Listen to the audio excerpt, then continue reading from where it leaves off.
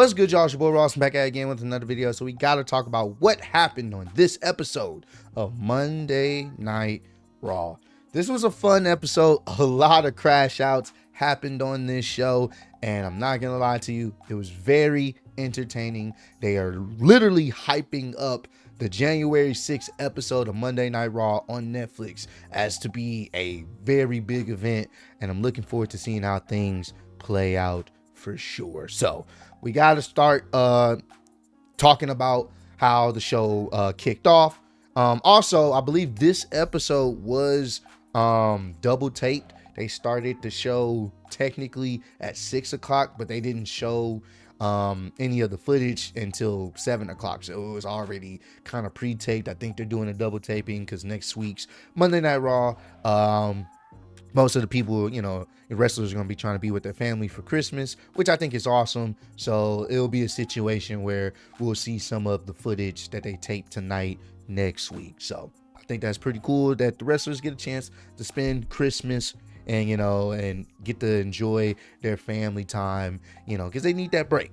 So we start off the show with CM Punk. He came out there and basically CM Punk was talking about his interaction he had with Seth last week, and pretty much he was goading Seth to come out there and interrupt him. He's like, man, I know I'm going to start saying things, and then all of a sudden I'm going to hear his stupid little music come out, stupid music. He going to come out here with his stupid clothes, and he going to be doing that and doing all this other crap. I already know. So I'm just waiting for you to come out here. And that's basically what he was doing. He was talking trash to get Seth to come out here. He was basically telling him like he failed him as a teacher, but he's going to give him that wrestling lesson that he also wanted back then. He's going to give it to him for free. All he has to do is come out here to this ring. And I like the fact that, CM Punk initially wasn't really focusing on Seth, but Seth made it his mission last week to say, hey, I'm trying to take you out. I'm trying to get rid of you in the WWE. So CM Punk's like, all right, cool. He even brought up his history with Drew McIntyre. He was like, yeah, you sit up here and you talk this big talk. The last person that tried to get rid of me was Drew McIntyre. Are you tougher than Drew McIntyre? Because I'm willing to bet that you're not. And I'm like, he's talking his shit. And, he just got out of the feud with Drew McIntyre. He's like, you're not tougher than him. And I took care of him. So I'm going to take care of you as well. So as he's trying to goad, trying to get Seth to come out there and piss him off so he can hear the stupid music that he hates, you hear Seth, but you don't see where he's coming from. Like, you don't see where he's at. And then he's coming through the crowd.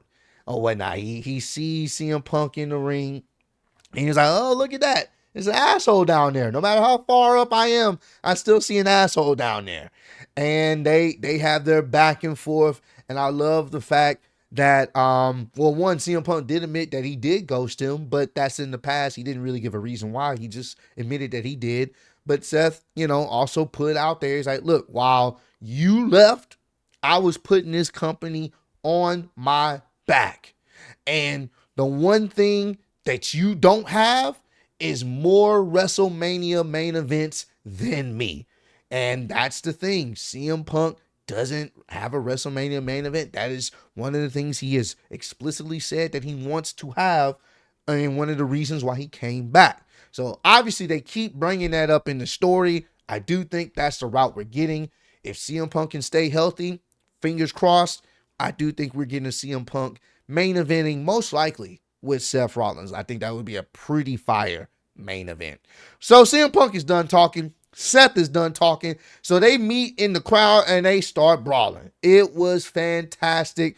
Officials try to break them up, and they're trying to claw at each other and pull at each other's hair and rip each other's eyes out. It was just a fantastic brawl that looked good. It didn't look fake. It looked good, intense. Their facial expressions. CM Punk had this crazed look of I want to destroy him. Seth was trying to get his hands on him. When they separated him, they got into the ring. They start fighting. They got outside the ring. They start fighting. Then they separated CM Punk in the crowd. And then Seth faked like he was done, then chased them all the way through the crowd. And they started attacking each other again. It was fantastic. Crowd chanting, let them fight. The hate is real. You can feel the hate. This is what I love to see, man. This was a fantastic way to start off Monday Night Raw. If you haven't seen the promo segment, go check it out. You're going to love it. CM Punk and Seth, they're cooking. And I like the fact that they're keeping Seth serious. He's not, yeah, he wears the goofy outfits here and there, but he's serious. And when he's serious, that's the best version of Seth Rollins, in my opinion. Not the dancing and the goofiness. No. When he's serious and he has his mind set on something, it's truly entertaining to watch. And we're getting that because he hates CM Punk and CM Punk hates him too. CM Punk coming back has easily had some of the best feuds so far. And he's going to continue to cook up. So I'm looking forward to that. So we go backstage and Adam Pearce is trying to calm down Seth. Like, yo, what the hell was that? What's going on? Like, calm down. And Seth's like, man, you need to set up a match ASAP. I'm sick of him. I want to end this with him now. And what's his name? Adam Pearce said, if you just give me a chance, if you guys can stop trying to kill each other, I can make this happen. Let me figure this out. So after Adam Pearce leaves, Drew McIntyre walks up. The hating ass Drew that he is. Drew McIntyre walks up and he's pretty much like, look, what he saw at Survivor Series War Games pissed him off. He didn't like it. And then he heard Roman's promo after the tribal combat match that he's supposed to have with Solo Sikoa on January 6th. Everyone will have to acknowledge him once again. And that's not what he wants. So the way he see it, he wants to take out Jimmy, Jay, Sammy, and Roman. And basically he's trying to enlist his help. He's like, we have common alliance. We have a common thing that we don't want. And I like Seth's response. Seth's like, look, I did my part. At WrestleMania, I stopped Roman Reigns. I did what I was supposed to do. Now, you wanting me to turn on Sammy, on Jay, those are my friends. And I'm not turning on them. Because those same people were the same people that helped me take down Roman, which is true. So I'm not turning on them. Now, you may think we have a common alliance here, a thing that we don't want that makes us friends. No, it don't make us friends. It's the opposite. I respect Jay. I respect Sammy. I don't really respect you. So, at the end of the day, I'm going to handle my business. I'm going to finish the job that you couldn't do with CM Punk. And he walked off. So clearly, Drew McIntyre is on a rampage and he wants to take out the OG bloodline. He's not done. So I like where they're going with his storyline. It's going to be very interesting. He most likely will have a pivotal part.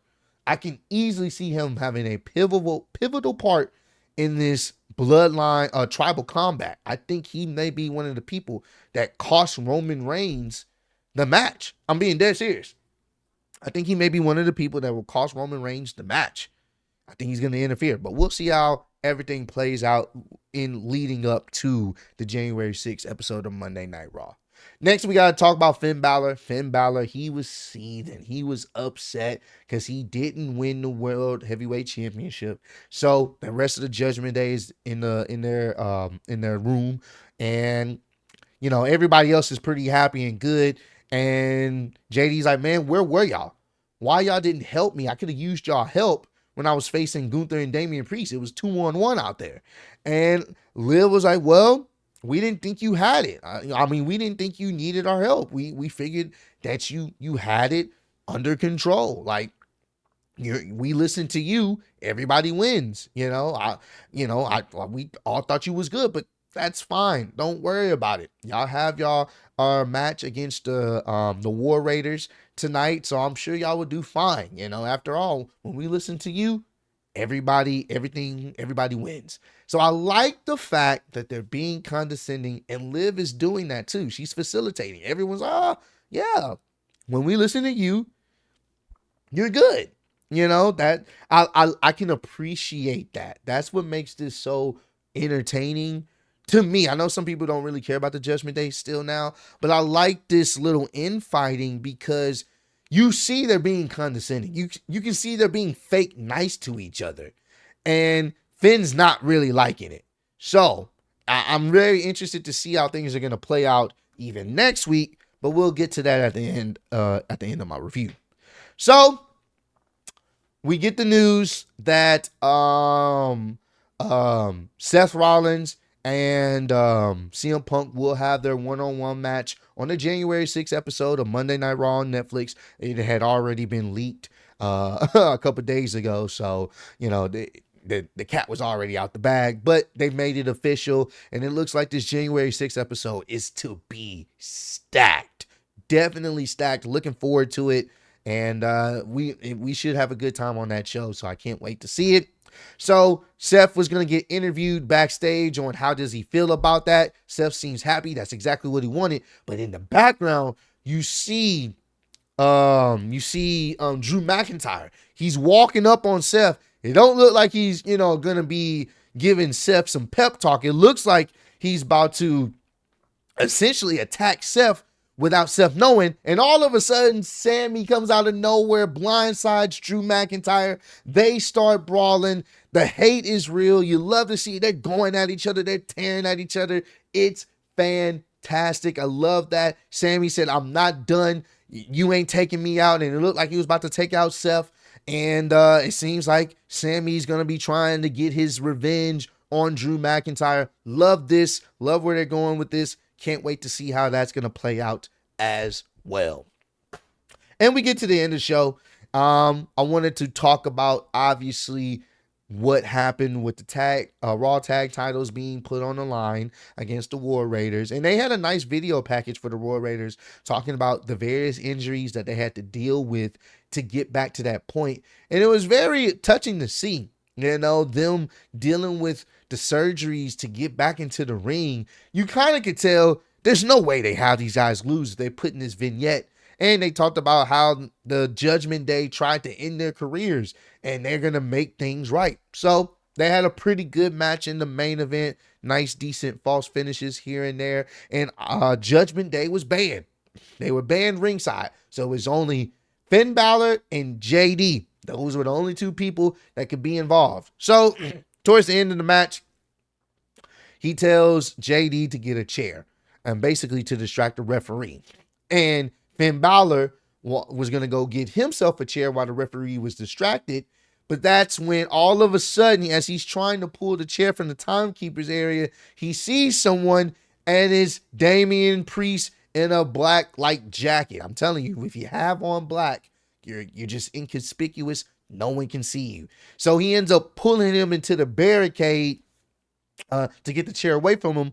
He gets inside the ring, and then that's when the referee is able to get JD out the ring, and they end up hitting, I don't know the name of their finisher. Y'all let me know the name of their finisher, because I actually kind of love it. They end up hitting their finisher on Finn Balor for the 1, 2, and the 3, and the War Raiders are your new Raw Tag Team Champions. Love to see it. And you see Damian Priest on the announce table just clapping at his dirty work because he was able to get Finn Balor to lose the tag team titles, as I've been calling it.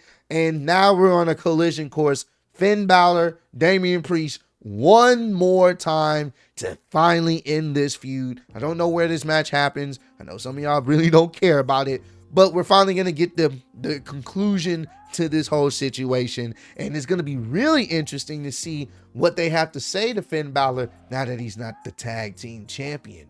So he lost getting the World Heavyweight Championship, and now he lost the tag team championships. Really, the only person that has a championship is Liv. And I do feel like obviously Liv is going to be losing to Rhea relatively soon. So we'll see how that dynamic ends up being. But I do feel like eventually once Liv loses, because Liv is going to have that, well, y'all should listen to me because I'm the champion. Eventually she'll lose, and then nobody's going to want to listen to nobody. And I think we will be getting to the point of the disbandment of the Judgment Day as a whole. So, but this was a fun show. So many crash outs. I enjoyed it thoroughly. So y'all let me know down below, did you guys enjoy this episode of Monday Night Raw? What was your favorite part of the show? What was your least favorite part of the show? And are you guys looking forward to the January 6th episode of Raw? Because I know I am. But I appreciate all love, support. Road to 150K. Appreciate y'all kicking with me. See y'all next one. Peace.